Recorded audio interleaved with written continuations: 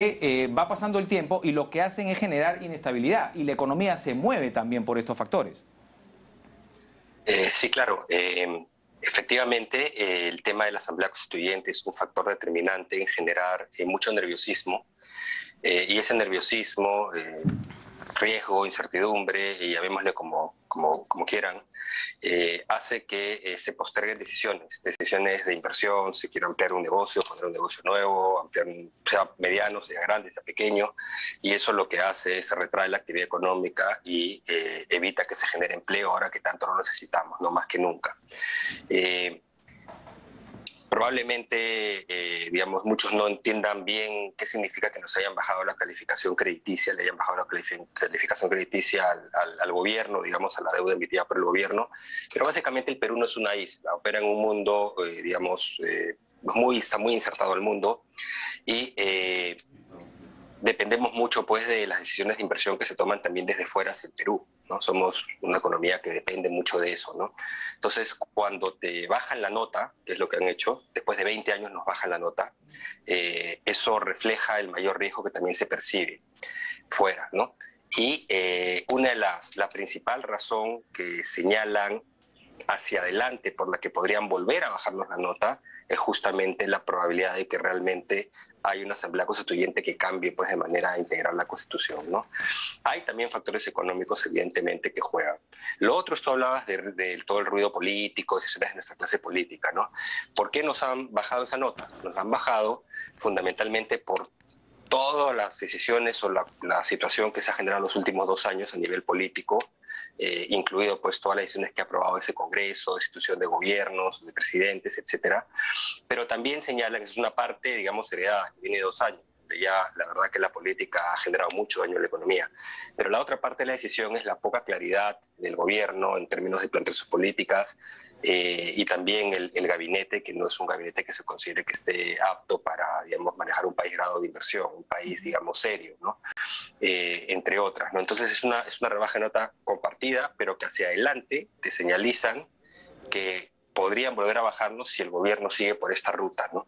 Alonso, pero para ser claros, digamos, es cierto que hay mucho ruido político, sí, es cierto, ¿no es cierto?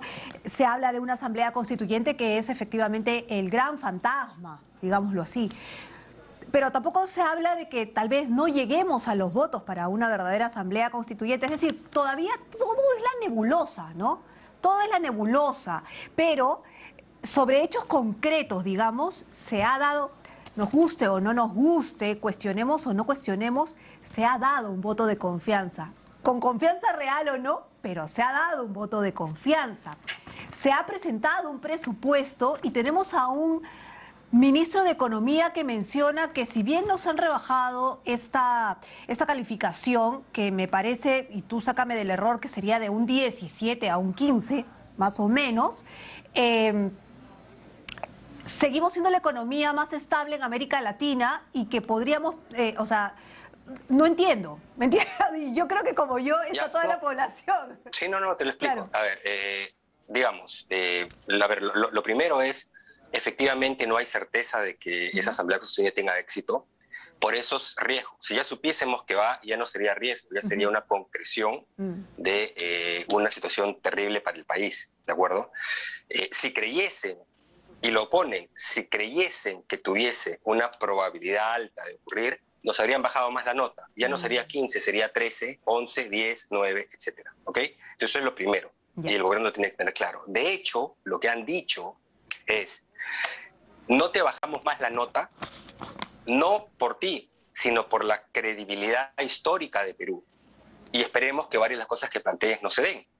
Okay, nos han dado lo que dicen el beneficio de la duda literalmente, ¿de acuerdo? No por el gobierno, sino por lo que hemos hecho otros en el pasado, otros gobiernos, digamos, ¿de acuerdo? Entonces ahí yo creo que hay que tenerlo y el gobierno debe tomar nota, ¿no? Esa es parte 1. Parte 2, inclusive el MEF no se está comportando de una manera tan responsable, ¿no? Ayer vimos las declaraciones del ministro de Economía, que nos ha dicho múltiples veces que Julio Velarde ya sería ratificado, ¿no es cierto? Lo ha dicho múltiples veces, ustedes lo saben. ¿Qué dijo ayer en una entrevista? Que todavía no han definido los directores, ni siquiera los han conversado. Todos sabemos, intuimos, pero es clarísimo que de la selección de directores depende que permanezca Julio Velarde, que recién lo conversarán, ¿de acuerdo? Entonces, están condicionando su permanencia y están jugando ahí al gato y al ratón. En un momento, Carla, en que el tipo de cambio está pegado en 4.10, eso retroalimenta la subida de inflación. La inflación está casi en 5%, 4,95, ¿ok? A nivel nacional, pero un componente es importado, precios internacionales, sí, pero que la inflación, que el tipo de cambio suba 15%, cosa que no ocurre en otros países de la región, con el Banco Central interviniendo para tratar de pararlo, como no hacen otros bancos centrales, ¿de acuerdo? Eso refleja todo el riesgo interno que hay generado por el gobierno, ¿de acuerdo? Y eso hace que ese pollo, ese pan, esos fideos, ese gas que consumes en la casa, te cueste más. Ya no porque subió fuera, es porque como se importa, como el dólar cuesta más, casi 15% más, tírale eso más al precio de lo que estás consumiendo, una parte de eso, ¿no? Pero pareciera no importarles, pareciera que quieren jugar ahí a la política, decir, veremos pues qué hace el Congreso, quién nombra, qué nombro yo, a ver cómo el cabildeo y a ver a quiénes nombro, ¿no? Entonces ahí está el Banco Central de rehén. Entonces no es responsable, y lo siento, y ahí no estamos hablando de digamos, no sé, la parte, el partido, estamos hablando del propio MEF, que no calibra el daño que le está haciendo a la economía del país, pero sobre todo a la economía de las familias. O sea, lo de ayer realmente me ha sorprendido y no necesariamente para bien, ¿no? Entonces, yo creo que tendrían ya que tomar conciencia de que la economía está... Mira, con los precios de materias primas en este momento, sí que están en nivel récord por precios internacionales muy altos, que nos perjudica por inflación, pero nos beneficia por entrada de, digamos, exportaciones, el tipo de cambio debería estar cayendo. Y no está cayendo, está disparándose. Eso ya te sugiere que tienes un problema, ¿no? Las expectativas empresariales, que son las que conducen a decisiones de inversión, están muy deterioradas, están en un nivel que se condice, o sea, que sugiere que en el pasado, en esos niveles, ha señalizado que se viene una contracción de la inversión privada en los próximos meses. Contracción, ¿eh? Pero sin embargo, salen y dicen, no, mira, veo importaciones de bienes de capital ahorita y están bien, claro, por pedidos que se hicieron hace meses, ¿no? Entonces, de nuevo, no están calibrando la magnitud, tampoco, lo siento mucho, el actual ministro de Economía no está calibrando la magnitud del daño que está haciendo la economía peruana. Y ojo con las calificaciones, porque han salido a decir nos han nivelado con las otras, porque esta clasificadora nos tenía un peldaño arriba que las otras. Esta nos tenía con tu 17 y nos bajó 15, pero las que tienen 15 muy probablemente nos van a bajar en las próximas semanas o meses a 13. Y si además hacen lo que, por beneficio de la duda, no hizo Moody's y nos ponen una perspectiva de que sigo, nos ponen ya al borde del precipicio, de perder lo que se llama el grado de inversión. Entonces, no es una quimera que si el gobierno sigue en esta ruta, antes que termine este gobierno, perdamos el grado de inversión. Ojalá no, pero está en manos del gobierno. ¿Todo esto en qué se traduce, Carla, Nicolás? Se traduce en, como es mayor percepción de riesgo en el país, es menor capacidad de conseguir capital, de conseguir financiamiento y más caro, ¿de acuerdo? Y eso a su vez, ¿en qué se traduce? Menor actividad económica, se traduce en menos empleo, sobre todo menos empleo formal. Y la fuga de capitales, y la fuga de capitales también. Sí, claro, las decenas de miles de millones están saliendo, entonces, y no es por especulación, es porque hay un riesgo real. Hay un riesgo real, claro. Pero parece que de la parte más moderada del gobierno se está dando cuenta que no pueden andar jugando la política con cosas como el director del Banco Central. Y tú dijiste, todavía no nombran a los directores, Nicolás.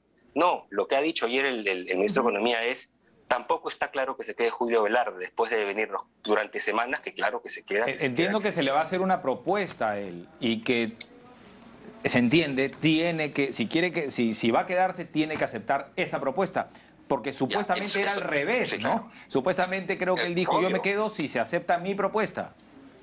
Exacto, y el gobierno, el ministro de Economía para empezar, y entonces, sí, claro, se está quedando.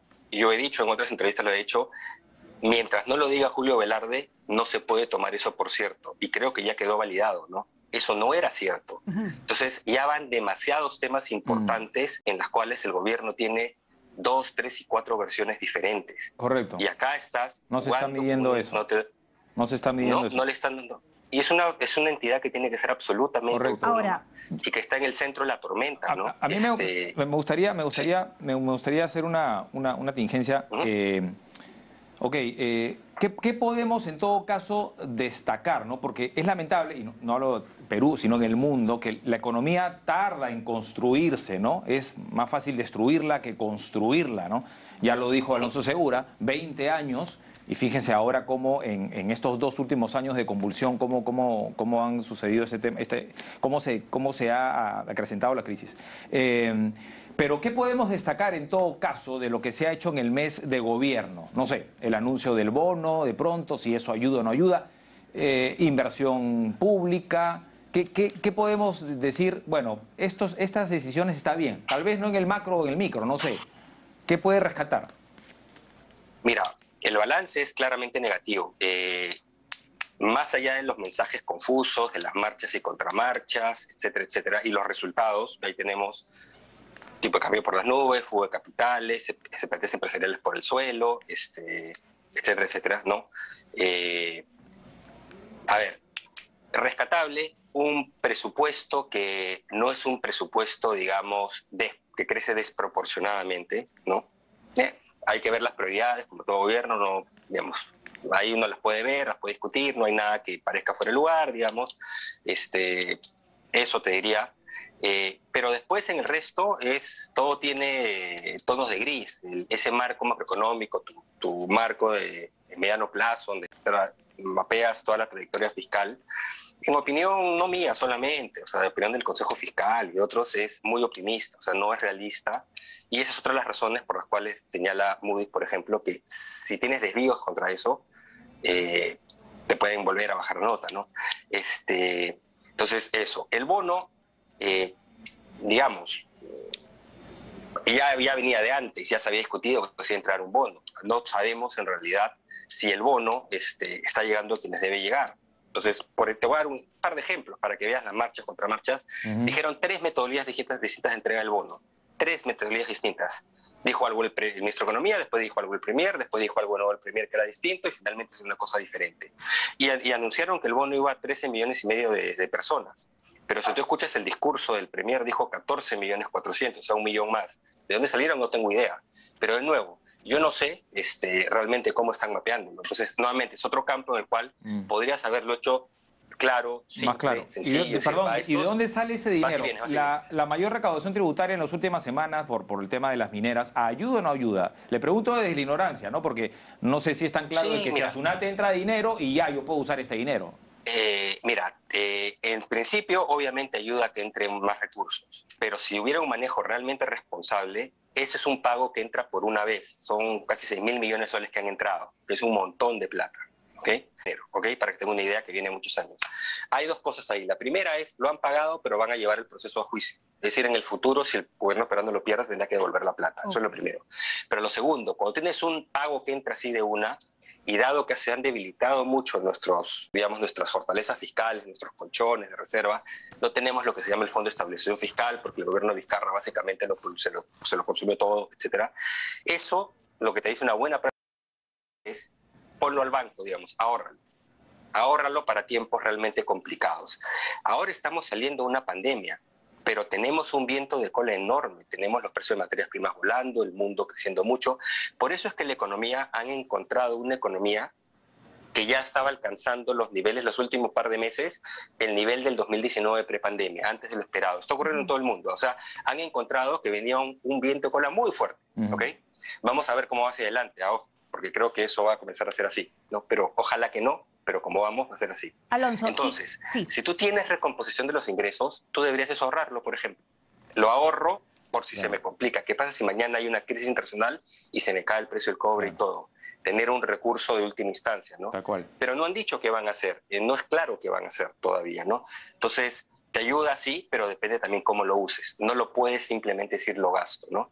De hecho, están subiendo el piso de gasto este año y el próximo para darse mucho más holgura en toda la trayectoria, ¿no?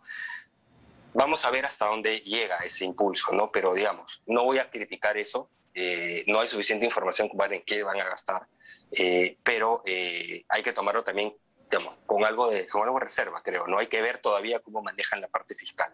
Es muy pronto para poder saberlo. Ok, Alonso, pero el presupuesto, ¿no es cierto? El llevarlo a cabo, digamos, el presupuesto, ¿se va a poder llevar a cabo? Eso es uno, voy a enlazar esto.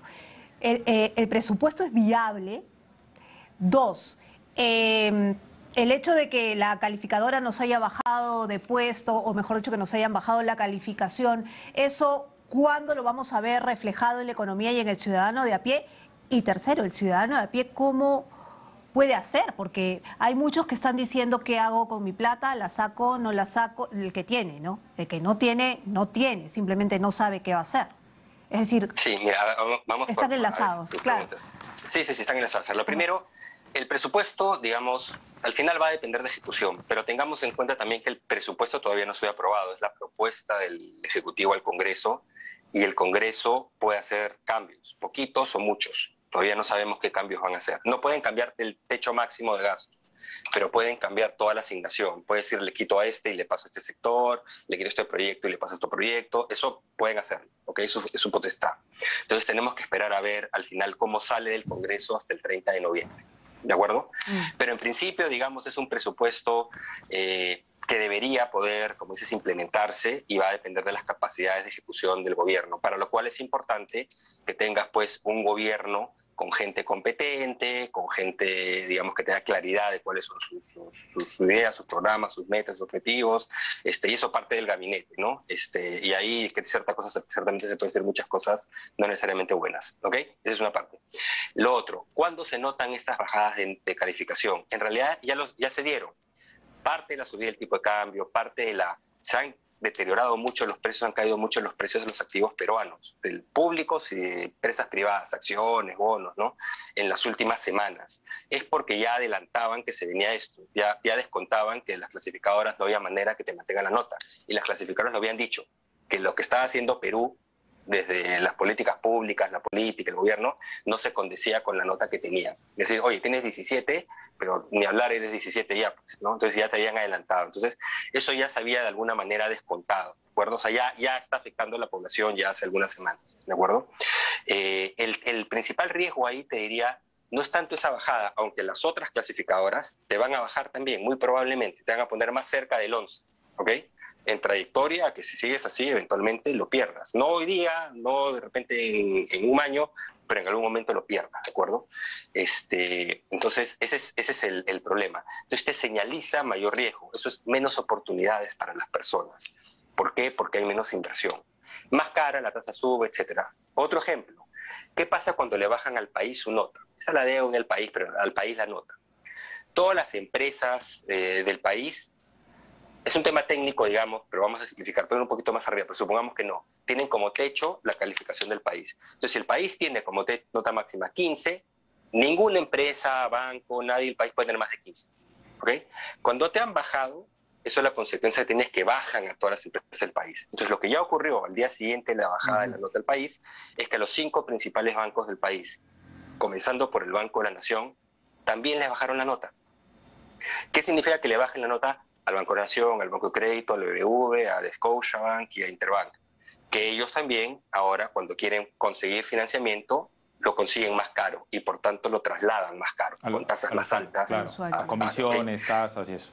Exacto, o sea, no es solo un tema de gobierno, claro, es un tema que afecta a todos. Ahora, Entonces, nuevamente, creo que no se le está dando la importancia del caso. Esto no es que es clasificador y no me importa, es una cosa pues, de los neoliberales. Hay que tomarlo con pinzas. Hay que tomarlo con pinzas. Si me permite, bueno, Alonso Segura no solamente es economista, también, y ahí está en su crédito, en el banner, asesor fundador de Hacer Perú. Y voy a leer el perfil de Twitter, lo que dice: asociación sin fines de lucro que busca generar un espacio de diálogo y aprendizaje en políticas y gestión pública.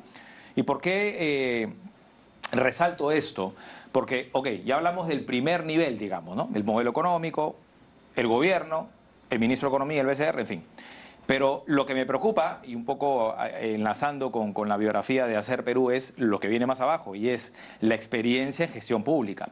Y eso también nos está causando efectos negativos, ¿no? Porque no hay cuadros, ¿no? Y no hablo solamente de este gobierno, hablo en general. No hay una escuela de gestión pública, ¿no? Hay funcionarios que se mantienen en el tiempo, que son muy capaces, por cierto, pero van saliendo a veces por decisiones políticas. No hay un derrotero, un rumbo del país que diga: ok, vamos a trabajar como Estado, ¿no? A largo plazo. Hay mucha irregularidad, mucha de inestabilidad, siempre, en realidad.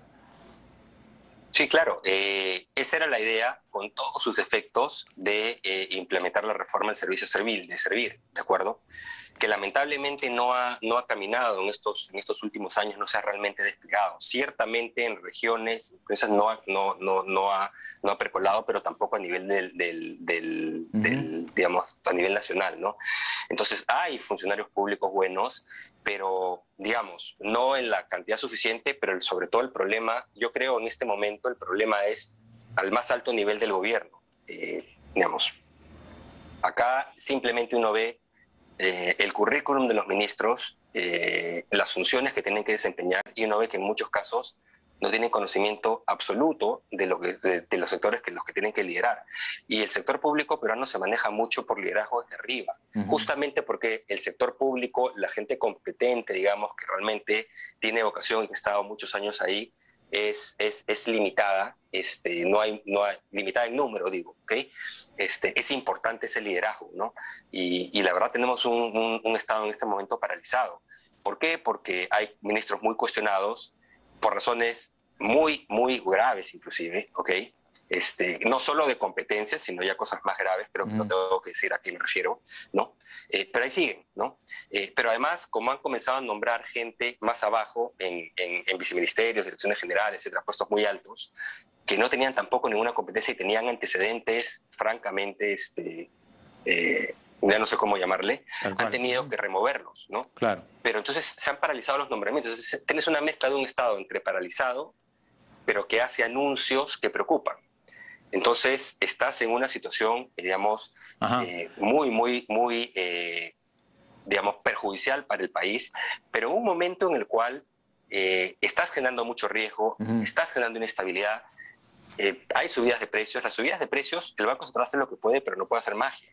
Es casi 5% a nivel nacional en Lima, bueno, pero se mide a nivel de 25 ciudades, casi 20, y si no de ellas tienen inflación más alta. Hay 8 que ya están por encima de 8% de inflación, ¿no? O sea, digamos, hay temas que tenemos que se tienen que hay que abordar, resolver, ¿no? Se tienen que abordar, pero no decides el Banco Central, sigues metiendo Claro. incertidumbre. Hay que dar un marco de tranquilidad y estabilidad para que lo demás funcione. Ahora, sobre los funcionarios públicos, a notar también de que a veces la mezquindad y la demagogia de que tienen que ganar menos o poco, y claro, se van al sector privado y perdemos ese talento. Yo quería hacerle una consulta final.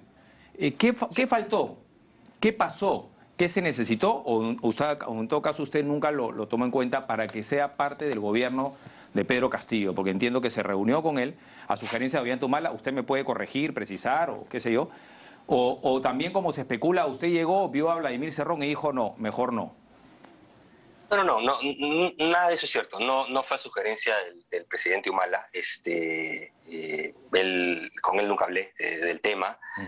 Fue dentro de algunas de los grupos, digamos, porque tienen varias facciones. Me pidieron hablar con el presidente. Y yo hablé, le dije al presidente, en una reunión en que estuvo un grupo de gente, no solo el presidente, le dije cuáles eran básicamente mis opiniones, ¿no? sobre los riesgos que enfrentamos como país y qué cosas se podían hacer, ¿no? Y eso fue. Se especuló mucho. Yo entré en un silencio mediático porque no me correspondía a mí, digamos, hacer anuncios, le correspondía al gobierno desmentir o lo que fuera, pero no hubo un ofrecimiento, no simplemente fue exposición de ideas, ¿no? Lamentablemente la gran mayoría de esas ideas no las han seguido, ¿no? Pero bueno, esa es otra historia, ¿no? Entonces eso es, ¿no? Sí, ojalá el gobierno corrija el rumbo, digamos, es urgente, se le está haciendo mucho daño, sobre todo a los más pobres, ¿no? Por los que dicen preocuparse, ¿no? Si lo llaman, ¿cooperaría en el gobierno? Digo. A ver, depende de qué signifique cooperar. O sea, yo no tengo ningún problema si alguien me llama y me dice, oye, ¿qué piensas de A, B, C, D, E? Decírselos. Yo, o sea, por algo tengo vocación Formar de parte, servicio ¿no? público. Es que lo que pasa es que cuando uno quiere formar parte tiene que haber condiciones, y lo digo directamente. Yo nunca hubiera aceptado formar parte de un gobierno con ese gabinete, o sea, para empezar, o sea, eso es imposible, ¿no? Entonces, tiene que haber condiciones, uno tiene que saber en qué condiciones puede generar impactos positivos en el país. En las condiciones actuales, con los cuadros que tiene el gobierno y con las ideas que tiene el gobierno, eso lamentablemente es imposible. Tienen que girar, tienen que estar dispuestos a virar, a cambiar de rumbo, ¿no? Si eso no ocurre, bueno, habrá quienes puedan, habrá quienes digamos, eso no es posible. Pero dejo claro que no es que me lo hayan ofrecido, ni tampoco que yo lo busque, ¿eh?